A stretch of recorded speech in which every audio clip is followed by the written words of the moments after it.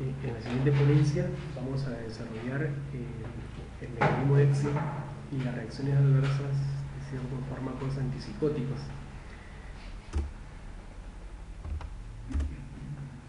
Mecanismo de acción farmacológica y reacciones adversas. Vamos a tratar del litio, de la clorobacena y del nopalipridol. Estos dos últimos antipsicóticos típicos. Comenzamos con el mecanismo de acción del litio. Básicamente marcamos aspectos en la neurotransmisión. Algunas literaturas indican un conjunto de mecanismos básicamente integrales. Por ejemplo, en el sistema colinérgico, que es gobernado por la hormona acetilcolina, lo que viene a ser el litio es el incremento en la concentración y en la síntesis de acetilcolina. No olvidemos que la acetilcolina es muy importante en estos pacientes. Los niveles están reducidos. Las neuronas colinérgicas están siendo alteradas, su funcionalidad, su fisiología. Entonces, lo que viene a hacer el litio es mejorar la disponibilidad de la acetilcolina y de esta forma darle una mayor actividad al sistema colinérgico. La acetilcolina es una hormona clave que va a permitir la interacción con su receptor postsináptico, dependiendo a qué, si es M1, M3 o M2, actuará, pero siempre por una señalización de proteína G, para darle una mejor oxigenación, nutrición, señalización de la neurona postsináptica. Entonces, el litio va a incrementar los niveles de acetilcolina. Segundo, en el sistema catecolaminérgico, catecolaminas como noradrenalina, como dopamina, lo que va a generar es una disminución de su concentración en su almacenamiento y la liberación. Entonces, lo que hace el litio en el sistema catecolaminérgico es lo contrario a que hace el sistema colinérgico. Mientras que en el colinérgico aumenta, en el catecolaminérgico disminuye tanto la concentración, el almacenamiento y la liberación de dopamina y noradrenalina. Y el sistema serotoninérgico es importante porque permite una mayor captación del triptófano, elemento clave para la síntesis de serotonina. Entonces, al incrementar la disponibilidad de triptófano a nivel de la célula presináptica, va a permitir un aumento en la síntesis de esta hormona, la serotonina. Por ende, tiene efectos neuroendocrinos, como podemos observar. Disminuye la función de las hormonas tiroideas y disminuye la función de la testosterona. Entonces, tres actividades muy importantes del litio dentro del sistema: colinérgico, catecolaminérgico y serotoninérgico. Complementado a ello, podemos comentar lo siguiente. El litio no solamente centra sus acciones farmacológicas en los mecanismos que hemos comentado, serotoninérgico, catecolaminérgico y colinérgico, sino que también, aparte de la inhibición de la liberación de neurotransmisores como dopamina y serotonina, es considerado también un estabilizador de la membrana celular. Es un estabilizador de cationes, del intercambio sodio-potasio. Entonces, en la literatura también encontramos que ejercen una acción estable, estabilizar la membrana celular mediante el intercambio de esos cationes sodio-potasio. No olvidemos que el potasio es intracelular y el sodio es extracelular.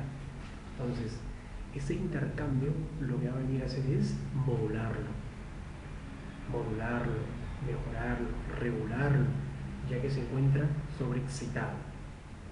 El tercer punto es inhibir los mecanismos de los fosfoinositones celular. Este mecanismo es clave, que vamos a comentar más adelante, pero es importante porque va a inhibir la vía de activación de los del IP2 al IP3, básicamente a los inositones trifosfatos, y en síntesis inhibir la formación de los fosfoinositones celulares. Estamos hablando ya dentro de la célula, este mecanismo que es bloqueado por el litio. Y por último, puede generar también la interacción de vías de señalización celular como el de la N-ciclasa. Estamos hablando de la proteína GS, de la glucógeno sintasa y de la proteína quinasa C, la PKC. Entonces, también puede actuar dentro de esa señalización, dentro de esa triada. Ahí hemos conversado de los mecanismos de los fosfoinositones que son claves, que son a nivel celular, y aquí lo encontramos al litio. O sea, no solamente el litio lo vamos a encontrar en el sistema colinérgico, catecolaminérgico, serotoninérgico, no, también lo encontramos a nivel intracelular, ¿sí?, inhibiendo la formación y la síntesis de los fosfoinositones. Si nos damos cuenta, en esta zona podemos observar cómo la activación de la proteína GQ nos va a llevar a la activación de la fosfolipasa C, que viene a ser un amplificador de la señal. Y esta fosfolipasa C lo que va a hacer en la membrana celular es escindir, degradar al PIP2 en IP3 y en diacilglicerol. Pero este IP3 es fundamental porque este IP3 es el que va a generar el IP2 y posteriormente los fosfoinositones. Entonces, ¿qué es lo que hace el litio? Lo que hace el litio es bloquear esta señalización de síntesis de los inositones, importantísimo para las señalizaciones intracelulares a nivel del sistema nervioso central. ¿Qué efectos secundarios podemos encontrar con el litio? Que hemos conversado, que tiene mecanismos de acciones muy importantes, claves para permitir una disminución de noradrenalina, de dopamina, un aumento de acetilcolina y un aumento de serotonina y una inhibición de los fosfoinositones. Todo ello explica el mecanismo de acción del litio. Pero ahora vamos hacia los efectos secundarios. Los efectos secundarios dependen de la dosis y la duración del tratamiento, dos aspectos muy importantes. Básicamente, los pacientes que consumen el litio tienen una prevalencia de desarrollar RAMS del 35 al 95%, que se podría decir muy frecuente, se presentan las reacciones adversas con litio. ¿Cuáles son los RAMS tempranos que se inician y son muy frecuentes? Son las náuseas, los vómitos y en algunos casos diarreas. Estamos hablando de trastornos gastrointestinales. El segundo es generar un proceso básicamente de temblor y debilidad muscular. Esto es lo primero que puede desarrollar un paciente que está en tratamiento con el litio.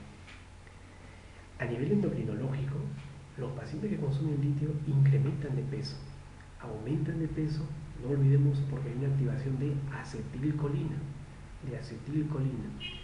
hay un hipertiroidismo, ¿sí? No olvidemos que alteran los niveles tiroideos, puede haber un hiper como un hipo. No olvidemos que estos medicamentos tienen una actividad sobre la glándula tiroidea. A nivel renal hay que tener muy bien en cuenta que puede generar un proceso de nefritis intersticial que es poco frecuente y el síndrome nefrótico. Pero esto se puede acrecentar con la edad y con el consumo de fármacos que tengan efectos nefrotóxicos, como pueden ser los diuréticos de asa, como pueden ser ciertos antibióticos, sobre todo antibióticos de reserva. Cardiovascular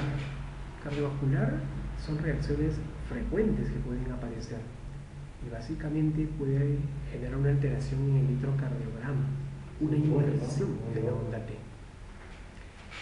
Asimismo, a nivel dermatológico, que también es frecuente y muy frecuente, la presencia de la sequedad de la piel. Si el paciente tiene psoriasis, hay una exacerbación de este proceso inmunológico, hay un desarrollo de acné, de foliculitis, de prurito, puede desarrollarse la dermatitis seborreica, la alopecia, que es la caída de cabello, y erupciones. Entonces, a nivel dermatológico es común encontrar el prurito, la dermatitis, la caída del cabello y la resequedad de la piel. Hoy, en embarazo, básicamente el riesgo de disgenesia de órganos, anomalías, está también reportado. Esto vienen a ser las principales reacciones adversas desarrolladas por el litio según los inicios y según sistemas. El haloperidol y la clorpromazina son dos antipsicóticos típicos y básicamente típicos por su estructura molecular que tienen. Eso los diferencia de los atípicos. Y cuando nosotros observamos un antipsicótico típico como clorpromazina y haloperidol, nos encontramos que el haloperidol es un antipsicótico típico de alta potencia. Quiere decir, cuando hablamos de alta potencia, es que se necesita dar menos dosis de medicamento para poder ejercer la acción farmacológica. Pero ¿cuál es el objetivo de estos medicamentos como haloperidol y clorpromazina? Es un receptor clave, el receptor D2. ¿Sí? Nos acordamos de la zona mesolímbica, mesocortical, el D2. Muy bien. Y podemos encontrar una neurona presináptica, que la estoy marcando aquí de marrón, y una neurona en lila, morado, una posináptica. Entonces aquí podemos observar que el efecto de estos, cuando hay los síntomas positivos, ya habíamos conversado, los síntomas positivos se caracterizan porque el paciente desarrolla alucinación, ¿sí? Agresividad. Esto se debe a que la dopamina está actuando sobre su receptor D2 y eso está sobreactivando esta actividad básicamente en el paciente. Entonces, ¿qué es lo que tiene que hacer el haloperidol y la clorpromazina? Como antipsicótico típico, lo que hace es bloquear los receptores D2. Pero este bloqueo de D2, muy bien, va a bloquear los receptores D2 y con esto va a paliar, va a regular la sintomatología positiva. Donde se encuentran niveles elevados de dopamina va a ser excelente, porque lo va a bloquear y va a reducir esa sintomatología positiva. Muy bien, entonces haloperidol y clorpromazina lo que hacen es bloquear el receptor D2 para que la dopamina no llegue y esté ejerciendo esa exacerbación de la sintomatología positiva. Pero nos estamos dando cuenta que ellos son para síntomas positivos, pero haloperidol y clorpromazina no coberturan correctamente los síntomas negativos, que es diferente. Aquí en esta lámina podemos observar básicamente un conjunto de receptores muy importantes, como el receptor de serotonina 5-HT7, el de histamina, el HT2A, el D2, el alfa-1 y el alfa-2. Bueno, básicamente estos medicamentos no tienen una selectividad específica, y al no tener una selectividad específica, no solamente actúan en D2, sino que pueden actuar con otros receptores. Su acción en H1, por ejemplo, el bloqueo en H1 nos puede traer alteraciones histaminérgicas. En alfa-1 nos puede traer alteraciones básicamente en la resistencia vascular periférica. Entonces, ¿qué podemos encontrar con estos fármacos cuando bloquean estos receptores en forma inespecífica? Es que se asocian con ciertas reacciones adversas caracterizadas por activación de la glicemia y de la presión arterial.